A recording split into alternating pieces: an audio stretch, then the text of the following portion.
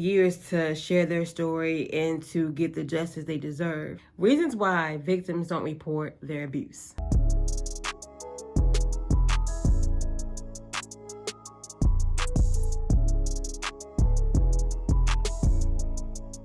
Hey, it's Name the Thing Others. If you're new here, welcome.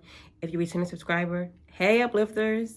So let's talk about why victims or survivors don't report their abuse or speak about their abuse. Sadly, we are in a culture, or we have been in a culture, of victim blaming and victim shaming.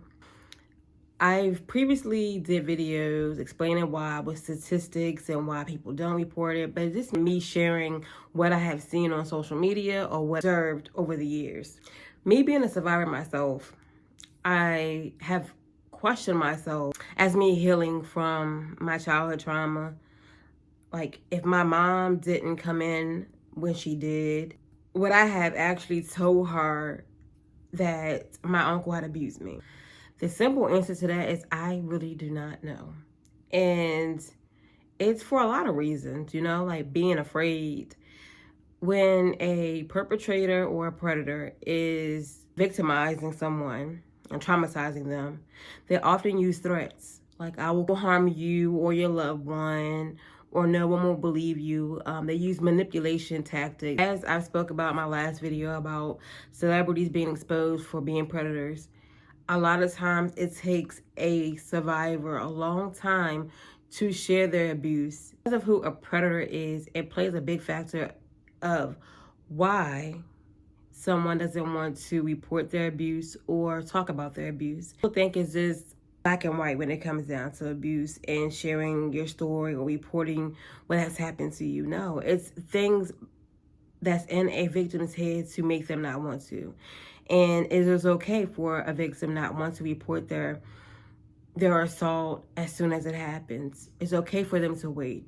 It's okay for them to wait years to share their story and to get the justice they deserve. And I wish that people would stop victim blaming and shaming and making it about the victim or survivor of the abuse instead of the predator. People have a way of saying, I don't think this person is capable of doing this because they're not this way with me. And it's yes, that's your perception. That's how you have experienced the person that is a predator, but somebody else has experienced them in a different way. When a victim is being assaulted, it's fight or flight. In that moment, you can have a out-of-body experience where you're there but you're not there, like you check out mentally. So to say like, oh, why didn't you speak up, or why didn't you yell, why didn't you do this or that, making it about the victim, in that moment you don't know what is going on. Like, you know what's going on, but like I said, you don't know. In a sense, you don't know what to do. My hope is that people will be more empathetic of victims and survivors of assault.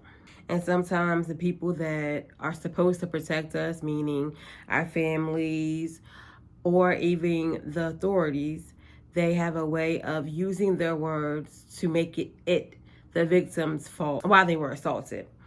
Like, what was you wearing? How was you acting? Did you flirt with him? Those words that can really impact or affect a victim. Most of the time, victims think it's their fault. You have someone in their ear saying like, oh, well, did you do this and did you do that? And they're playing back the scenario or playing back the events in their head, and they're like, yeah, well, I did that, so it was okay for that to happen because I did this or I wore that. And it is never okay to ask those questions to a victim, because it is never the victim's fault of why they were assaulted.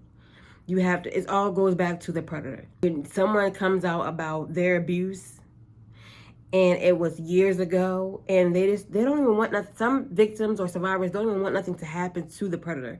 They're just sharing their story. And social media is a big thing now, of course. If you have the audacity to write under someone's post and say, well, that happened years ago, why you waited this long, shame on you.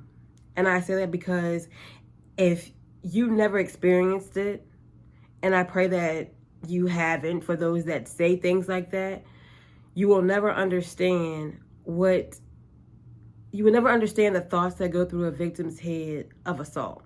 You'll never understand their thought process and why they do the things that they do or they don't do. So when someone don't report or share their trauma, it does not mean that it didn't happen. It means that they want to forget about it, or they just want to try to move on and heal from it. Just be mindful of the words you say and how you say it, because it's never the victim's fault. And just because you lied about being sexually assaulted does not make it a known fact that everyone is lying about it. Thanks for watching. Make sure you like, comment, share, and subscribe.